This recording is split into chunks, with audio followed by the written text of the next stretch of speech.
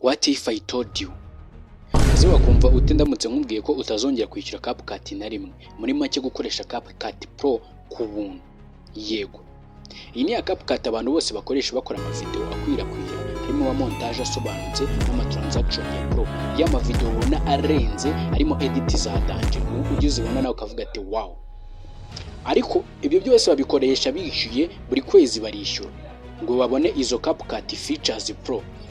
Ariko wowe ugiye kumenya uburyo bw'ibanga bwo gukoresha ibi byose ku buntu burundu, forever, no trial, no hacks and no risk. Ni uburyo bworoshye cyane ariko abantu benshi ntabwo bari babumenye. Ariko nawe imagine bino bintu: automatic subtitles, background removal, smooth slow motion, trending TikTok and Instagram effect, all totally 100% easy free. Byose nta na rimwe uzishyura.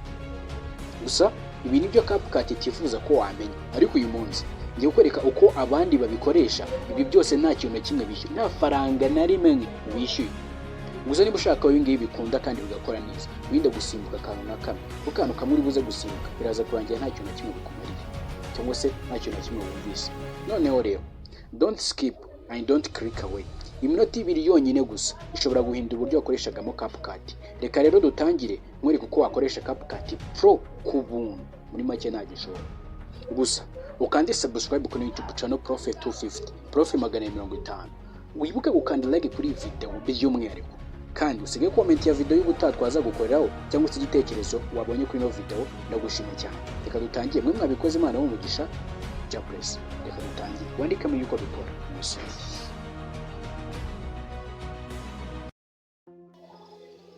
Okay, noneho igikurikiyeho ni iki rero? Igikurikiyeho uraza ugufungura open your CapCut, right? Urafungura CapCut yawe rero nk'ibisanzwe. Sasa ubwo twagiye, niba ugiye gufungura CapCut nk'ibisanzwe, uraza ukanda arahanditse settings. Urabanza ukande kuri settings imbere y'uko ukanda ari hose, click on settings, sibyo? Ukande kuri draft.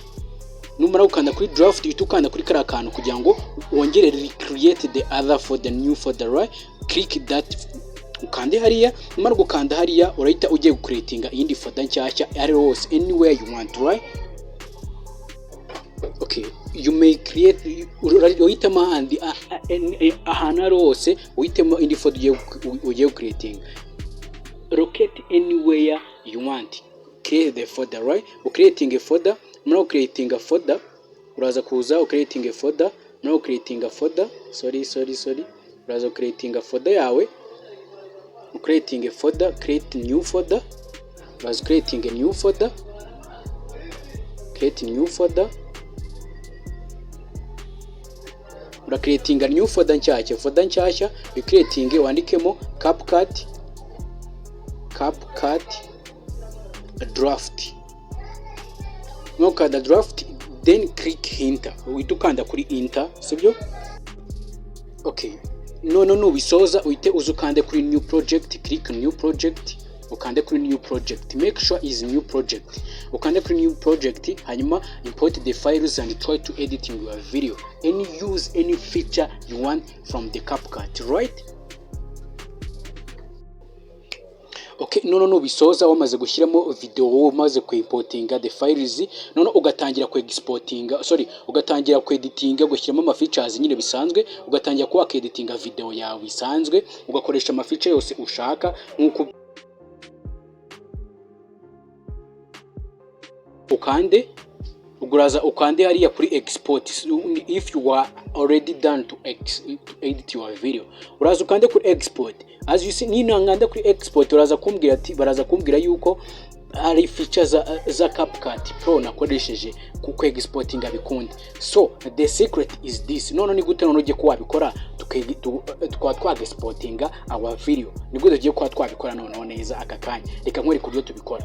Alright, ura select your all element, all layers ugiye kuselectinga. Numara kuselectinga ukanda right click, uhita ukanda hariya kuri compare the compound, uhakande. Numara kuhakanda urategereza gakeya, uramara kwakana byose bite byibumbira mu kintu kimwe. Hanyuma and click again, right click, urongera ukande kuri right click, making sure urongera ukande kuri right click.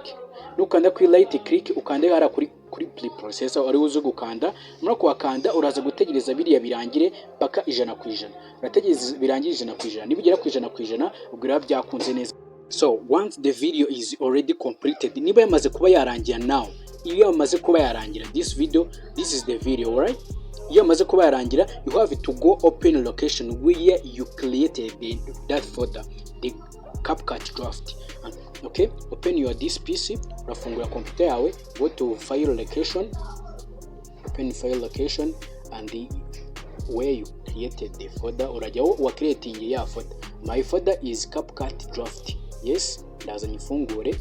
Nimara kuyifungura ndaza ngande kuri CapCut draft. Hanyuma but make sure, wait a moment, right? This is my file, right? This is my file name. Ukande usubire ugiye kureba file name yawe, uzikande. Numara kuyikandaho, click on resources, ukanda kuri resources. Numara ukanda kuri resources uraza ukanda kuri combination. Ukande kuri combination. After click combination, uze urebe ya video yawe. This is your video, right? Ushatse waza ukayiclicka ukayiopeninga, ushaka wayifungura ukayiopeninga, ukabanza ukareba ko ariyo, sibyo? Video yamaze kuba yabayo ukayiplay there. This is the original video. As you see is the original video. None kugira ngo ubwo video yanarangiye ushatse wayikoresha icyo ushaka, mungu byose wabyabaye already done. As the my effect byose no kuba byakunze. Wow, ndagushimiye on this video kuba wayirebye ndagushimiye cyane. This is the pot player, as you see, this is a pot player as like the VRC player, right? Ndagushimiye cyane ko warebye kino kiganiro. Rero nuko nguko bikora rwose, intambwe ku yindi ushatse urongera ukayigarura muri ukaexportinga, nuko nguko rero. Ndagushimiye rero, if you want you have to ushaka wakopia ya video ugenda kopia ya video ukagenda ukayikopia aho wari wayisavinze, ukaza ukayikopia copy anywhere. Wait a moment, uragenda ukayikopia. Umara kuyikopia ukagenda ukayikoresha ushaka. Copy from this place and another place, paste another place. Yes, kwita pastingamo ahandi washakaga. Ndagushimiye cyane rero, kandi jobless bino video warebye. Mugire ibihe byiza, mwakoze ko mwadukurikiye. Ndabashimiye cyane, mukore subscribe. Hanyuma abantu mufite ikibazo cyangwa se mwe ningi mwe mwayibonaga ine computer nakoresha mwese si mwayibonaga, ariko abantu mukoresha telefone noneho mwabyandika hasi muri comment, nkazabafasha namwe kuri video y'ubutaha nkazayibakorera, sibyo? Kandi nabagushimiye cyane kwa mudukurikira, murakoze cyane. Mukande like, musige igitekerezo cyase muri comment. Ndagushimiye.